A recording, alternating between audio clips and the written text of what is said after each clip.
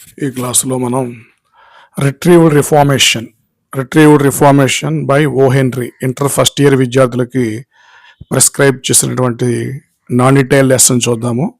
చాలా ఇంట్రెస్టింగ్ ఉంటుంది స్టోరీ. మనకి స్టోరీ ఎక్స్ప్లెనేషన్ అది కూడా నచ్చినట్టయితే వీడియోని లైక్ చేయండి, అలాగే షేర్ చేయండి, సబ్స్క్రైబ్ చేసుకోండి. మరిన్ని వీడియోస్ మనకి గ్రామర్ మీద కూడా చేయడం జరుగుతుంది, అవి కూడా మీరు చూడగలుగుతారు. ఈ రిట్రీవ్డ్ రిఫార్మేషన్ రాసింది ఎవరైనా అంటే విలియం సిడ్నీ పోర్టర్ ఎవరైనా అంటే యాక్చువల్గా మనం ఇతని యొక్క పూర్తి పేరు విలియం సిడ్నీ పోర్టర్. షార్ట్కట్లో మనం దాన్ని ఏమని పిలుస్తున్నామంటే ఓ హెన్రీ అని పిలుస్తా ఉన్నాం. ఓ హెన్రీ అనేది అతని యొక్క కలం పేరు అనమాట. ఈయన ఒక 300 షార్ట్ స్టోరీస్ రాశారు. చాలా మంచి పేరున్నటువంటి రచయిత. He's known for his twist endings అన్న సర్ప్రైజింగ్ ఎండింగ్స్ అన్న ఒకటే. ఈయన యొక్క కథలన్నీ కూడా మనం అనుకునే విధంగా ఎండ్ అవుతుంటాయి అనమాట, సర్ప్రైజ్ చేస్తూ ఉంటాయి. ఇంచుమించుగా ఈయన ఒక 300 షార్ట్ స్టోరీస్ కూడా రాశారనమాట. చాలా ఎక్సలెంట్ స్టోరీ రైటర్ అనమాట ఈయన. సరే, స్టోరీలోకి వస్తే ఇక్కడ మనకి ఈ స్టోరీలో జిమ్మీ వ్యాలంటైన్ అనే ఒక వ్యక్తి గురించి చెప్తా ఉన్నారు. ఈయన జిమ్మీ వ్యాలంటైన్ మనకి స్టోరీ బిగినింగ్లోనే ఏం కనిపిస్తుందంటే మనకి జిమ్మీ వ్యాలంటైన్ అనే వ్యక్తి జైల్లో ఒక చోట షూస్ తయారు చేసే ప్లేస్లో అక్కడ వర్క్ చేస్తూ ఉంటాడు. అక్కడికి ఒక గార్డ్ వస్తాడనమాట. ఇతను జైల్లో ఉంటాడు. ఆ జైల్లో ఏదో ఒక నేరం చేసి ఆ యొక్క సిచ్యువేషన్ మీద అతను జైల్లో ఉండడం జరుగుద్ది.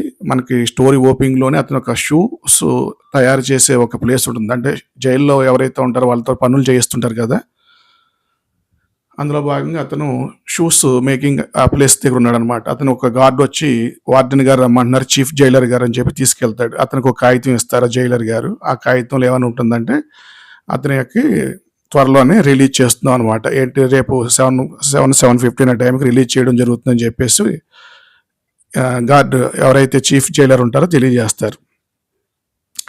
చాలా సంతోషపడతాడు అతను. యాక్చువల్గా తర్వాత రోజు 7:15 ఆ టైం కల్లా మళ్ళీ ఆ యొక్క చీఫ్ జైలర్ దగ్గరికి రావడం జరుగుద్ది.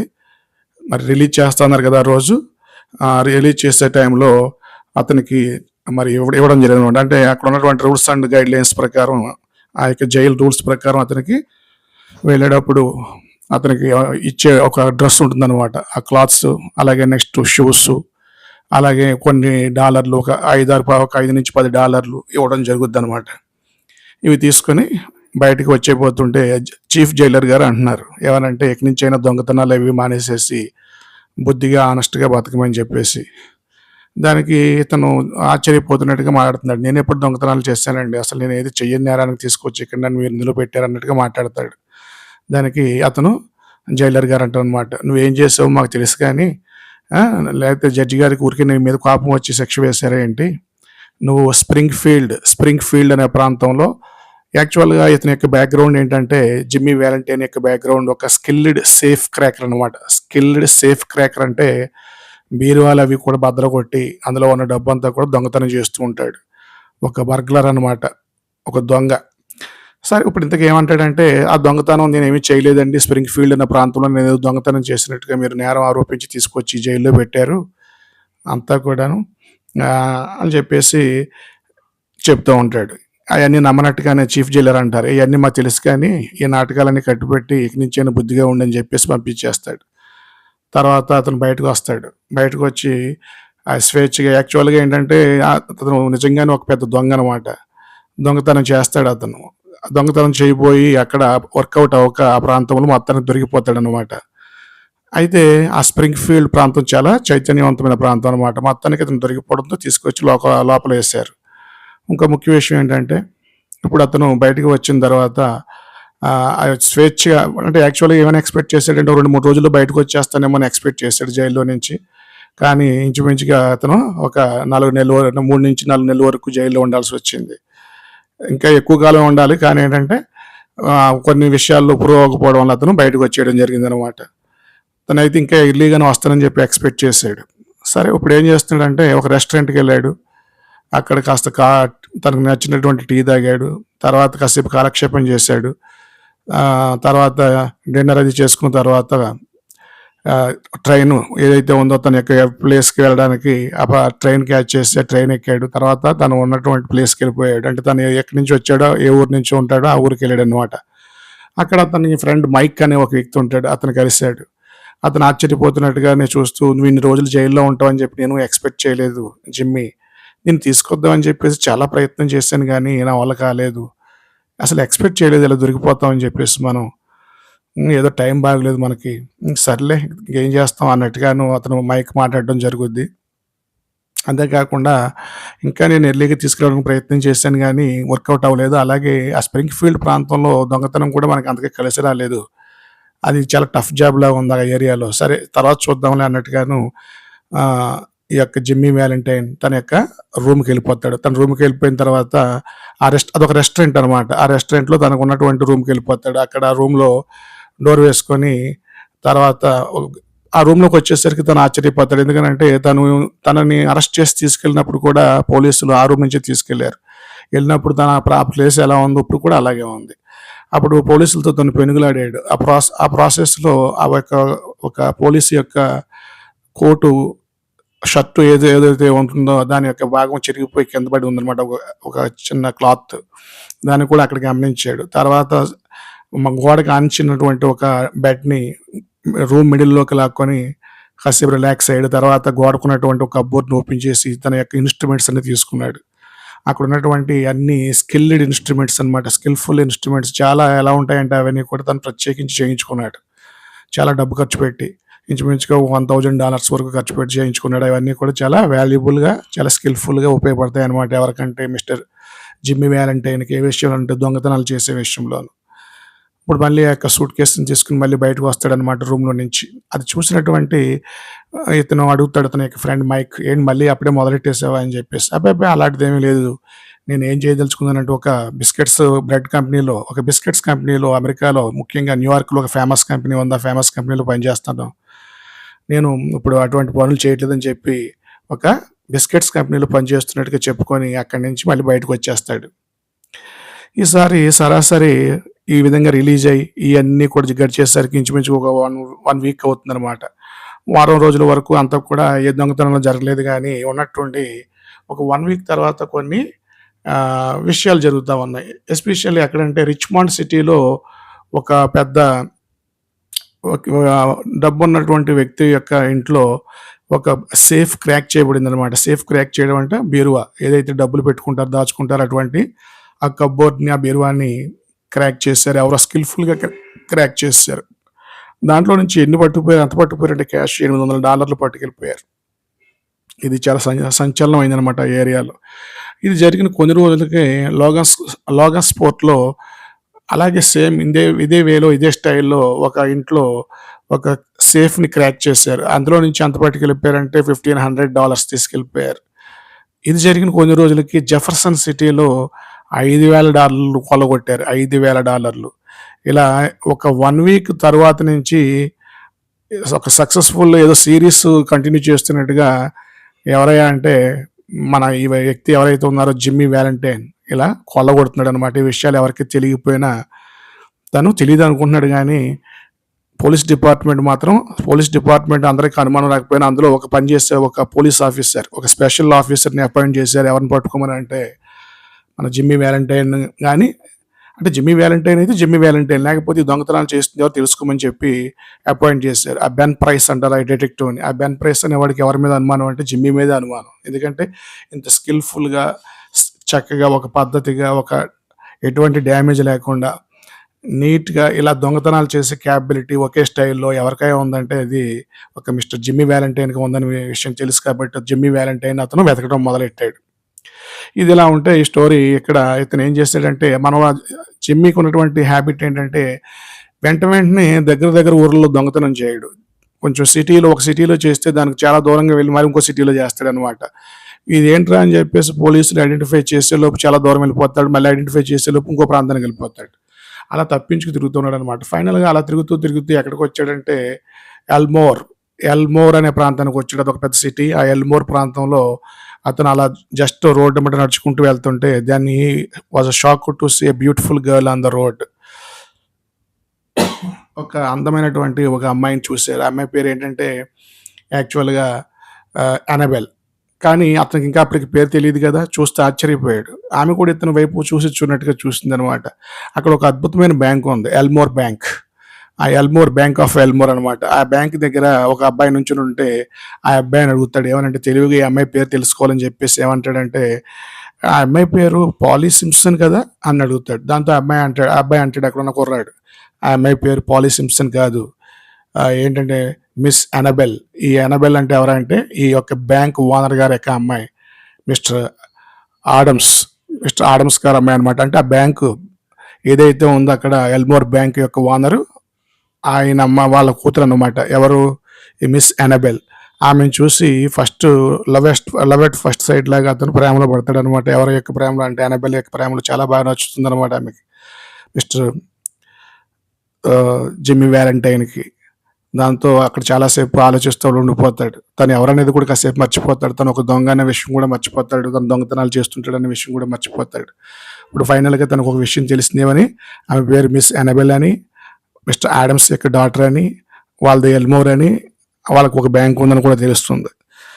తర్వాత మెల్లిగా నడుచుకుంటూ ఒక హోటల్‌కి వస్తాడు. ఆ హోటల్‌లో ఉన్న క్లర్క్ ఇతను చూసి చాలా ఇంప్రెసివ్‌గా ఉంటుందన్నమాట పర్సనాలిటీ. ఎవరి యొక్క పర్సనాలిటీ అంటే మిస్టర్ జిమ్మీ వ్యాలంటైన్ కూడా చాలా అందంగానే ఉంటాడు. హ్యాండ్సమ్‌గానే ఉంటాడనమాట. చాలా చక్కగా నీట్‌గా డ్రెస్ చేసుకున్నాడు. ఇలా నీట్‌గా డ్రెస్ చేసుకొని ఒక చక్కగా సెన్సిబుల్‌గా కనిపిస్తున్నటువంటి డిగ్నిఫైడ్ లుక్‌లో ఉన్నటువంటి ఇతను చూసి ఆ హోటల్‌లో ఉన్నటువంటి ఆ క్లర్క్ కూడా రిసెప్షన్‌లో ఉన్న వ్యక్తి కూడా చాలా మర్యాద ఇస్తాడనమాట ఇంప్రెస్ అయ్యి. ఎవరు మీరు ఏంటి అన్నట్టుగా అడుగుతాడు. అడిగితే దానికి చెప్తా ఉంటాడు. ఇక్కడ ఈ ఊళ్ళో ఏ బిజినెస్ పెడితే బాగుంటుందంటారు? షూ బిజినెస్ గురించి మీ ఒపీనియన్ ఏంటి? ఇంతకుముందు ఈ ఊళ్ళో ఎవరైనా పెద్ద షూ షాప్స్ ఏమైనా పెట్టారా? ఎందుకని అలా అడుగుతున్నాడంటే షూ బిజినెస్ గురించి ఆ ఊర్లో కొంతకాలం ఉందాం అనుకున్నాడు అనమాట. దానికి కూడా కారణం ఏంటంటే ఇందాక చూసినటువంటి అమ్మాయి మిస్ అనబెల్ గురించే.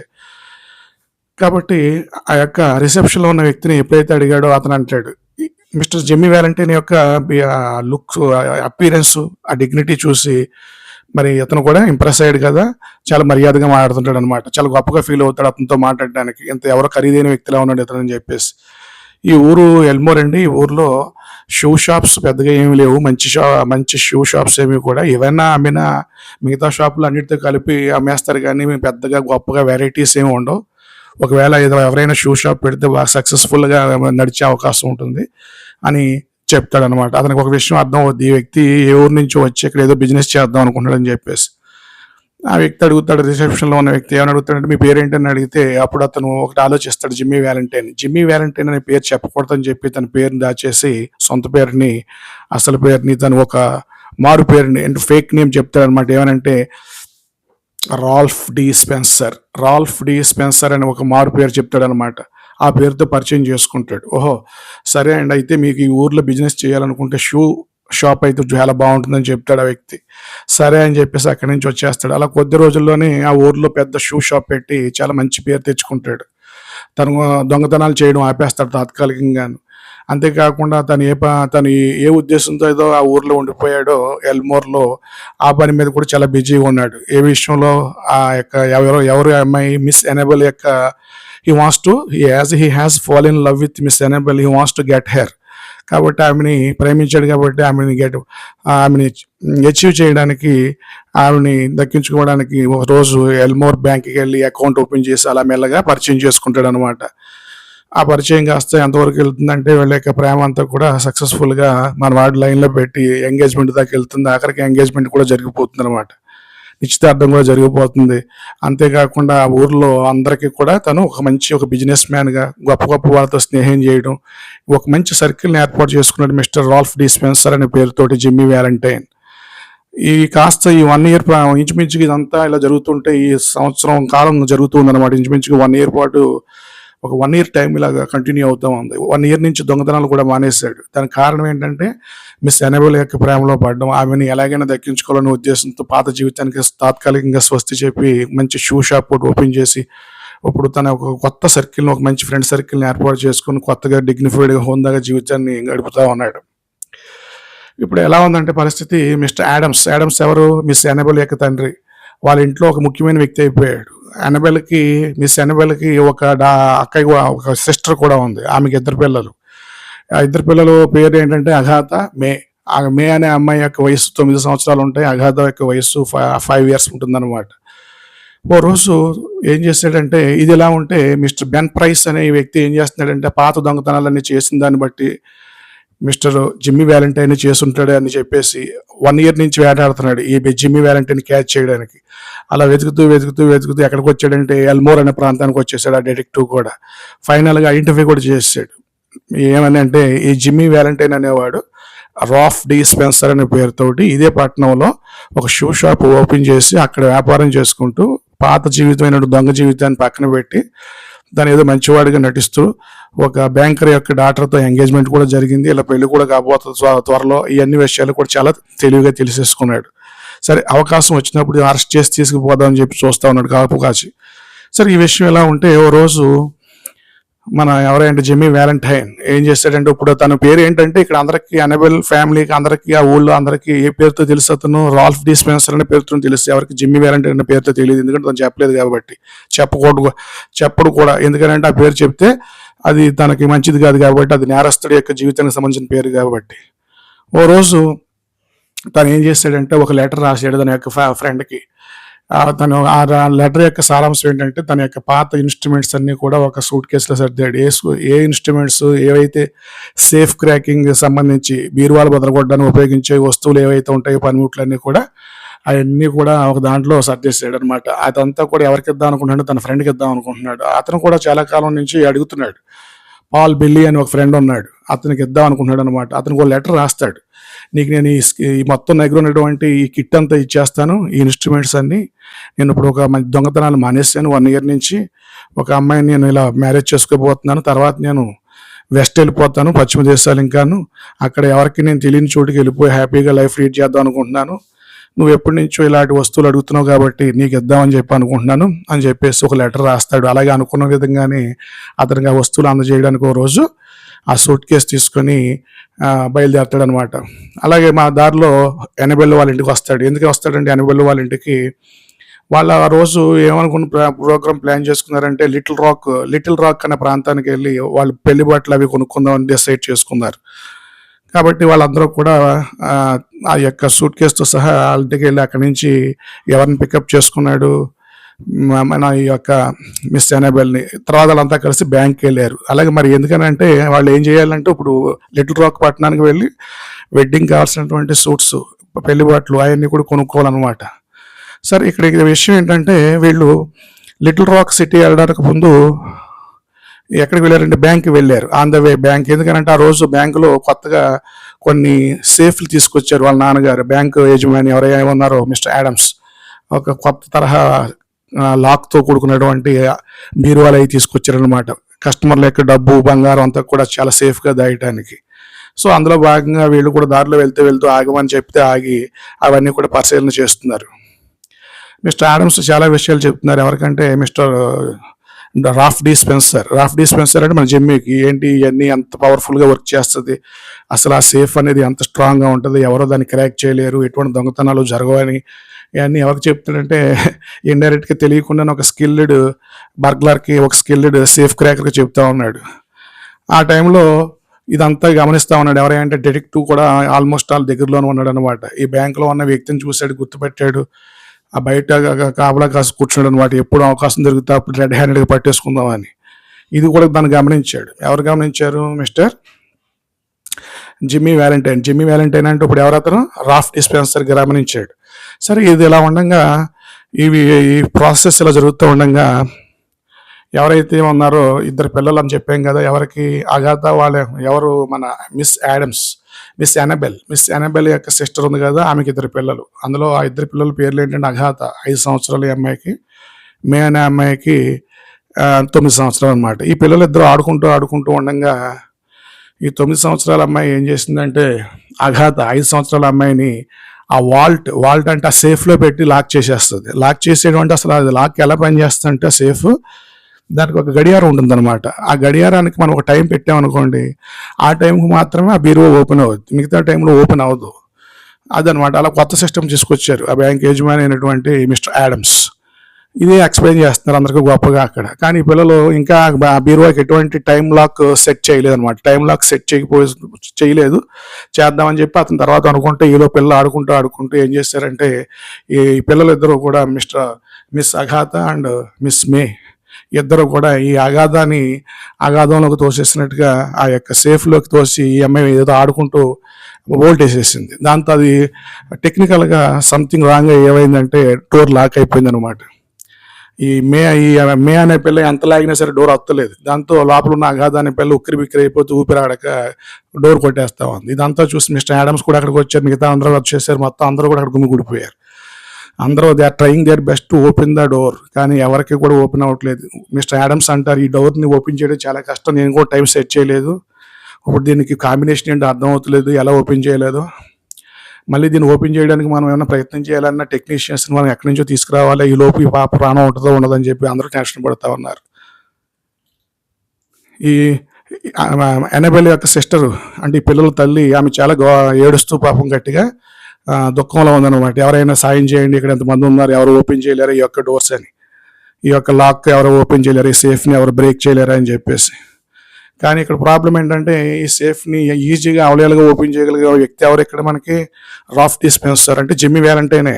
తను ఓపెన్ చేయగలడు. కానీ ఓపెన్ చేస్తే ఏమవుద్ది, తన దగ్గర ఉన్నటువంటి ఇన్స్ట్రుమెంట్స్ కూడా ఇప్పుడు దగ్గరే ఉన్నాయి. సూట్ కేసు తీసుకొచ్చాడు కదా తన ఫ్రెండ్కి ఇద్దామని, అందులోనే ఉన్నాయి అవన్నీ.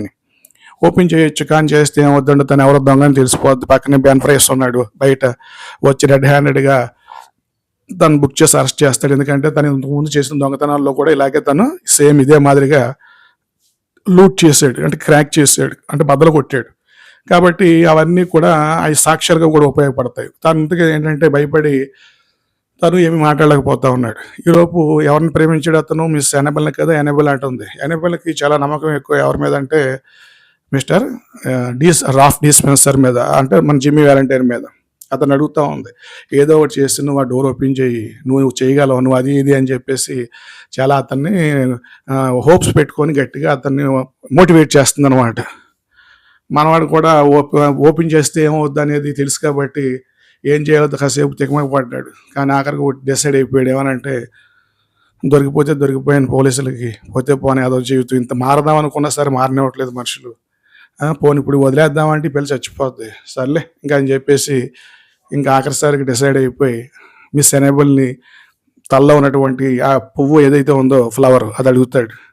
ఆమె ఆశ్చర్యపోద్ది, ఇదేంట్రా బాబు ఈ టైంలో ఫ్లవర్ అడుగుతాడు, సర్లే అని చెప్పి ఇచ్చింది. దాన్ని పక్కన భద్రంగా దాచుకొని తన కోటు విప్పేశాడు. ఇప్పుడు మొత్తంలోకి ఎవరు వచ్చేసారంటే జిమ్మీ వ్యాలంటైన్ వచ్చాడు అనమాట. అక్కడ ఉన్న అందరినీ కూడా దూరంగా వెళ్ళిపోమన్నాడు. చాలా కాన్సన్ట్రేటింగ్గా చేస్తాడు ఆ వర్క్ చేసేటప్పుడు, సేఫ్ క్రాకింగ్ అనేది. ఇంకా అందరిని పక్కన మర్చిపోయాడు. జస్ట్ 10 minutesలో దాన్ని బ్రేక్ చేసి పారేసాడు అనమాట.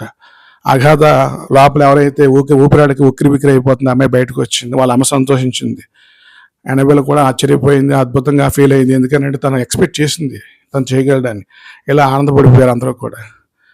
ఇలా సంతోషంలో ఉంటే మన మిస్టర్ ఎవరు రాఫ్ డిస్పెన్సర్ అంటే జిమ్మీ వ్యాలంటైన్ ఇంక విషయం అర్థమైపోయింది. పక్కనే దూరంగా నుంచొని చూస్తున్నాడు ఎవరో మిస్టర్ బెన్ ప్రైస్ డిటెక్టివ్. ఇంకా ఆడు పిలిచే వరకు ఎందుకులే కానీ మనమే వెళ్దామని చెప్పి దగ్గరికి వెళ్ళాడు. పదండి ఇంకా చూస్తారేంటి, మీరు వచ్చిన పని ఇదే కదా, అరెస్ట్ చేయడానికి కదా వచ్చారు మీరు, మిస్టర్ బెన్ పదండి ఇంకా ఏంటి ఆలోచిస్తున్నారు అంటే షాక్ అవుతాడు. ఎవరైనా అంటే మనవాడే ఎవరు, రాఫ్ డిస్పెన్సర్ అంటే జిమ్మీ వ్యాలంటైన్. ఏమని, ఎందుకని, అక్కడ ఉన్నటువంటి ఆ డిటెక్టివ్ ఏమంటాడంటే, ఎవరు మీరు అసలు, నాకు తెలియదు మీరు ఎవరో, మీరేంటి బెన్ రా అంటున్నారు, దేనికి అసలు మీరు ఎవరు అనుకుని ఎవరితో మాట్లాడుతున్నారు అనేసరికి షాక్ అవుతాడు. ఎవరైనా జిమ్మీ వ్యాలంటైన్, మా పేరు మార్చుకున్నటువంటి జిమ్మీ వ్యాలంటైన్. దానికి అతనికి అర్థమైంది, ఏంటి ఇతను మనకి ఏదో కోఆపరేట్ చేస్తున్నట్టు కొన్నాడు, గుర్తుపట్టినట్టు యాక్ట్ చేస్తున్నాడు అని అనుకున్నాడు. కానీ వెంటనే అదే క్షణంలో ఎవరైతే బెన్ ప్రైస్ ఉన్నాడో డిటెక్టివ్, అతను జిమ్మీ వ్యాలంటైన్ని గుర్తుపట్టినట్టుగా బయటకు వచ్చేసాడు, వెళ్ళిపోయాడు. అంటే ఇక్కడ అర్థమైన విషయం ఏంటంటే జిమ్మీ వ్యాలంటైన్ని గమనించాడు అనమాట ఎవరో మిస్టర్ బెన్ ప్రైస్. ఏ విధంగా అతని పేరు మార్చుకొని 1 year నుంచి రాఫ్ డిస్పెన్సర్ అనే పేరుతోటి దొంగతనాలు మానేసి మంచిగా బతుకుద్దాం అనే ఉద్దేశంతో ఎనబెల్ని ప్రేమించి ఆమె కోసం బతుకుతూ అట్ ద సేమ్ టైం అదే టైంలో ఒక రకంగా ఒక చిన్నపిల్ల జీవితం నిలబెట్టడానికి తన గురించి పూర్తిగా డిటెక్టివ్ అంటే నేను పోలీసులకు తెలిసిపోతుందనే విషయం తెలుసు కూడా, ఒక రకంగా చెప్పాలంటే ఏదైతే అది అయిందని త్యాగం చేసే బుద్ధితోటే తన యొక్క ఐడెంటిటీని, తన యొక్క ఉనికిని రివీల్ చేసే విధంగానే ఆ అమ్మాయిని కాపాడాడు. అంటే మనిషిలో మార్పు వచ్చిందనమాట. ట్రాన్స్ఫర్మేషన్ వచ్చింది. ట్రాన్స్ఫర్మేషన్ అంటే ఇక్కడ మార్పు అనేది రావటం జరిగింది. జైల్లో పెట్టినా, ఇంకో శిక్ష వేసినా, ఏదైనా దేనికి ఆఖరికి మనిషిలో మార్పు రావడానికే కదా, అది ఎలాగో వచ్చేసింది కదా అని చెప్పేసి బెన్ ప్రైస్ అలా ఫీల్ అయ్యి, సరేలే మనోడికి ఇంకో అవకాశం ఇద్దాం, మంచిగా బతుకుతున్నాడు కదా, చూద్దాం, ఇంక మంచిగానే బతుకుతున్నప్పుడు మళ్ళీ తీసుకెళ్ళి జైల్లో పెడితే మళ్ళీ దొంగ అయిపోతాడు రేడు అని చెప్పేసి ఆ ఫీలింగ్ తోటి ఏమన్నాడంటే, గుర్తుపట్టినట్టుగా యాక్ట్ చేస్తూ నువ్వెవరో నాకు తెలియదు అని చెప్పి వెళ్ళిపోయాడు. ఈ విషయాన్ని అర్థం చేసుకున్నాడు ఎవరైనా అంటే జిమ్మీ వ్యాలంటైన్ కూడా. తను రాఫ్ డిస్పెన్సర్గా పేరు మార్చుకున్న తనని గుర్తుపట్టగలిగే వ్యక్తి ఎవరైనా అంటే ఈ ప్రపంచంలో బెన్ ప్రైస్. పోలీస్ డిపార్ట్మెంట్ ఖచ్చితంగా తను ఐడెంటిఫై చేసేయగలదు. కానీ Ben price detective special officer తనకి ఏమని చెప్పాడు, గుర్తుపట్టినట్టుగా యాక్ట్ చేస్తూ వెళ్ళిపోమన్నట్టుగా చెప్పాడు ఇండైరెక్ట్గాను. దాంతో చాలా ఆనందపడ్డాడు, బయటకు వచ్చేసాడు. So like wise the story ended very happily. కానీ జనరల్గా మనం ఏమనుకుంటామంటే బెన్ ప్రైస్ అరెస్ట్ చేసి తీసుకెళ్ళిపోతాడు అనుకుంటాం. కానీ బెన్ ప్రైస్ కూడా చాలా లాజిక్గా, తెలివిగా, మోరల్గా ఆలోచించాడు. ఏమనంటే మా అవకాశం ఇద్దాం, మారాడు కదా మనిషిని. ఆ విధంగా రిట్రీవ్డ్ రిఫార్మేషన్ అంటే ఏంటి, సంస్కరించబడడం. రిట్రీవ్డ్ అంటే అంగీకరించడం అన్నమాట. ఏం అంగీకరించబడాలి, మార్పును అంగీకరించాలి. అతనిలో వచ్చిన మార్పుని ఎవరు అంగీకరించాలి, పోలీస్ డిపార్ట్మెంట్ అంగీకరించింది. అతను కూడా దాన్ని ప్రూవ్ చేసుకున్నాడు. ఆ విధంగా ఈ స్టోరీ అద్భుతంగా మనకి ఒక మెసేజ్ ఓరియంటెడ్గా తెలియజేయడం జరిగింది అనమాట. Okay, thank you.